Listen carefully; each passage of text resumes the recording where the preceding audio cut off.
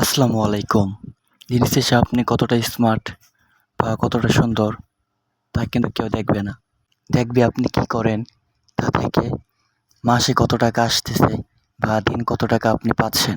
ভিডিওর শেষে দেখানো হবে আমি কিভাবে কোথায় ভিডিওগুলো এডিট করি।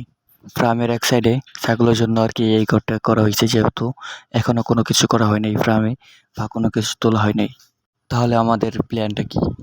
আমাদের প্ল্যানটা হলো এখানে পাকা করে পরে গরুর সেডের জন্য তৈরি করা হবে। গরু তোলা হবে এইখানে। রাস্তা এখন বৃষ্টির জন্য অনেক খারাপ, গাড়ি ঢুকতেছে না, সেক্ষেত্রে ইট বালু সিমেন্ট নিয়ে আসা একেবারে অসম্ভব। ভাঙ্গি গাছগুলো লাগানো হয়েছে, বেশ কয়েকদিন হয়ে গেল কোনো ভাঙ্গি দেখা নেই। কয়েকটা চারে ভাঙ্গি দেখা মিলতেছে এখন, 2টা 3টা করে। আশা করি সবগুলোতে আসবে, হয়তো একটা সময় লাগবে। রাঙ্গামাটিতে এগুলো কমই হয়। ছাগলের জন্য ফার্মে থাকা একেবারে অসম্ভব। বিছানায় উঠে প্রস্রাব ও পায়খানা করে রাখে। সেক্ষেত্রে এখানে আমরা অনেক সময় ঘুমিয়ে পড়ি। দেখা যাচ্ছে আমাদের উপরে আইসাই ওরা প্রস্রাব বা পায়খানা করে। তো কালকে এমন একটা রাগ ছিল, মানে আমার শরীরে এসে প্রস্রাব করছিল। সেক্ষেত্রে এখানে ভাবতেছি নেটটা দিয়ে দেবো। মানে যেহেতু আমরা এক পাশে থাকি, আরেক পাশে একটু অনেক জায়গা ফাঁকা, সো সেই ফাঁকা জায়গায় নেটটা দিয়ে দেবো। কারণ ওই নেটটা পার হয়ে আমাদের এখানে যেন আসতে না পারে। কালকে সকালে এমন একটা রাগ ছিল, সকালে মানে দেখি ঘুম থেকে উঠেই আমার গায়ে প্রস্রাব করে দিয়েছিল। ঘাস মারার বিষটা দিয়েও আমরা আমাদেরকে থামাতে পারিনি। আমরা বেশ অনেক টাকা খরচ করে পেঁপে গাছগুলো আগের মতো নিয়ে এসেছি। আর আমাদের এখানে যে এই ঘরটা আছে, ঘরে ছাগলের জন্য এটা করা হয়েছে কেন? কারণ এটা করার উদ্দেশ্য হলো গিয়ে একটাই, মানে গায়ে এসে প্রস্রাব করে দিলে কেমন লাগবে।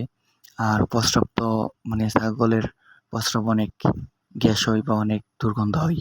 নেটটা এই পাশে বেঁধে ওই পাশে বেঁধে দিলেই হবে। আর একটা সুতলি দিয়ে মাঝখানে উপরে শারকের সাথে দিয়ে দিলেই হবে। সেক্ষেত্রে আর আমাদের চকিতে মানে উঠতে পারতেছে না বা বিছানায় প্রস্রাব করতে পারছে না। যাই হোক, ছাগলের যন্ত্রণা থেকে এখন কয়েকদিন আরামে থাকতে পারবো। কারো কোনো প্রশ্ন থাকলে কমেন্টে করতে পারেন, আমি রিপ্লাই দেওয়ার চেষ্টা করব।